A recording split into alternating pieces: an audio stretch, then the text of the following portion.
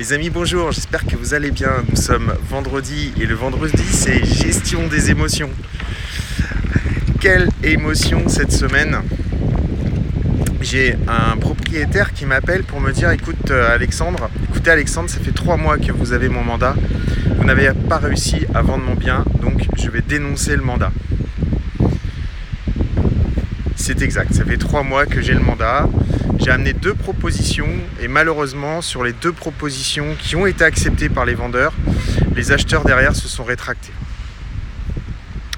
Est-ce que c'est vraiment de ma faute? Alors, c'est pas la faute du vendeur, c'est forcément de ma faute si j'ai pas réussi à vendre, mais est-ce que j'ai fait de mon mieux? Et c'est la question que vous devez vous poser à chaque fois que vous avez comme ça un souci par rapport à un vendeur, par rapport à un mandat que vous n'avez pas réussi à vendre, où effectivement la personne finit par vouloir dénoncer le mandat. Je pense que la question qu'il faut se poser et la réflexion qu'il faut avoir, c'est est-ce que j'ai fait de mon mieux sur ce dossier? Est-ce que j'aurais pu faire davantage? Est-ce que j'aurais pu faire en sorte que le bien se vende plus rapidement? Bien évidemment, la réponse, elle est non sur ce bien-là. J'ai fait de mon mieux, j'ai fait toutes les visites qu'il fallait.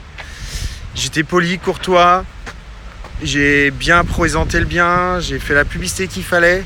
Malheureusement, les 2 propositions ne sont pas allées au bout pour des raisons diverses et variées. Peu importe. Et ça me rappelle une petite histoire que j'ai eue il y a 1 an de ça, où j'avais un bien à vendre sur la Varenne. Une maison avec un gros vis-à-vis dans le jardin, un énorme vis-à-vis dans le jardin. Et en fait, cette maison, je l'ai pendant 2 mois en exclusivité. Je fais une 20aine de visites dessus. J'ai une proposition quand même, mais qui est refusée par la propriétaire.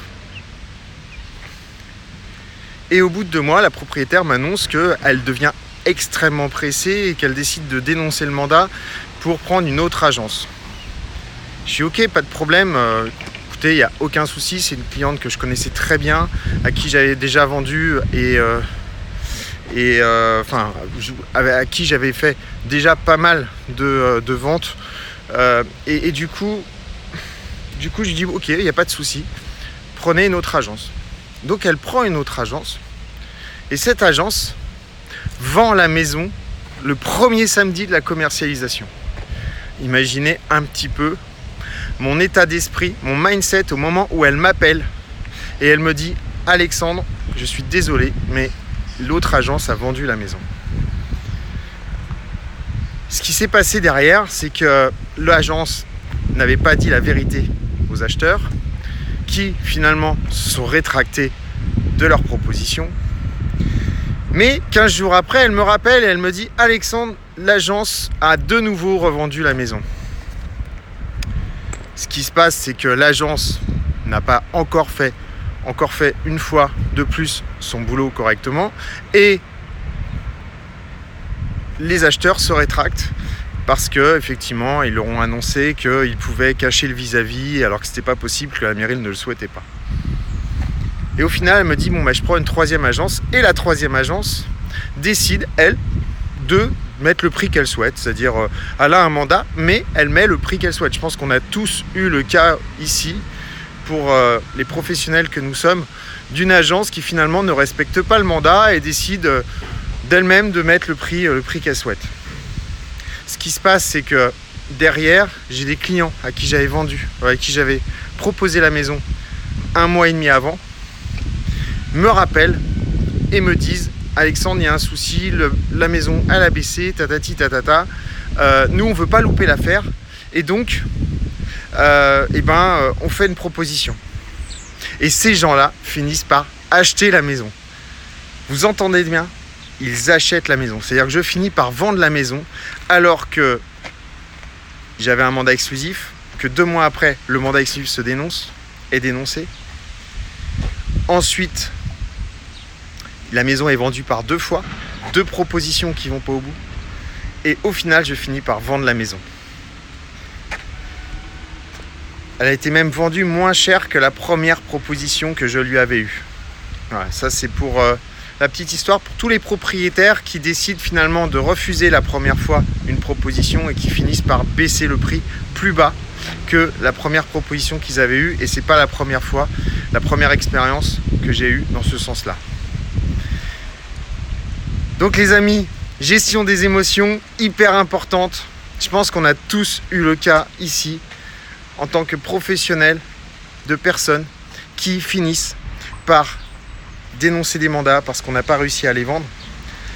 C'est tout à fait humain de ne pas pouvoir tout vendre, même si on voudrait, nous, vendre tous les biens qu'on a. Dans tous les cas, il faut bien vous dire une chose. C'est que ce qu'il faut que vous fassiez, c'est que vous ayez cette réflexion. Est-ce que j'ai fait le maximum pour ce bien?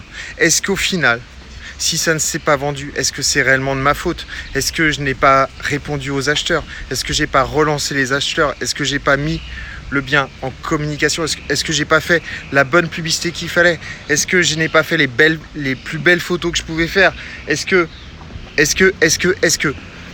au final, c'est de votre faute? Voilà. Si c'est de votre faute, eh ben, il faut prendre la leçon et puis retravailler ce qui ne va pas, parce qu'il n'y a que comme ça que nous progressons. Et je l'ai déjà dit, progression égale vie. Donc à partir du moment où effectivement on progresse, ben, ça veut dire que derrière on va évoluer, ça veut dire que derrière on sera plus fort, ça veut dire que derrière eh ben, on ne refera pas les mêmes erreurs et on gagnera toujours.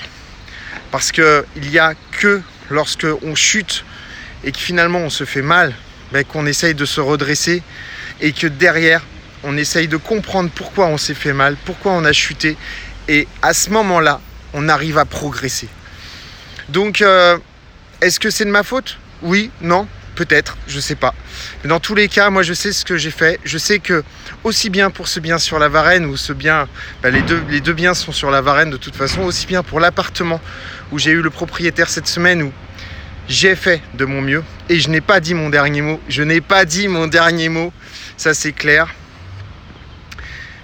Et pour cette maison à la Varenne où j'avais fait de mon mieux et que malheureusement ben, la propriétaire avait choisi une autre agence qui finalement a vendu, qui finalement n'a pas vendu, et finalement c'est moi qui vends. Ça veut bien dire la même chose, ça veut dire que les amis, rien n'est joué d'avance, et que même quand vous avez un genou à terre, eh ben sachez que tant que vous n'êtes pas complètement mort et qu'à un moment donné, eh ben, vous ne pouvez plus bouger, eh ben, sachez qu'il y a toujours un espoir. Il y a toujours un espoir qui peut arriver, que finalement vous ayez le bon client, que finalement vous fassiez la bonne visite et finalement vous remportiez l'affaire. Voilà les amis, gestion des émotions aujourd'hui, terrible cette semaine, mais qu'est-ce qu'on aime ce métier, c'est pour ça que je me lève tous les matins, c'est justement pour relever des défis. Je vous embrasse très fort et je vous dis à très vite.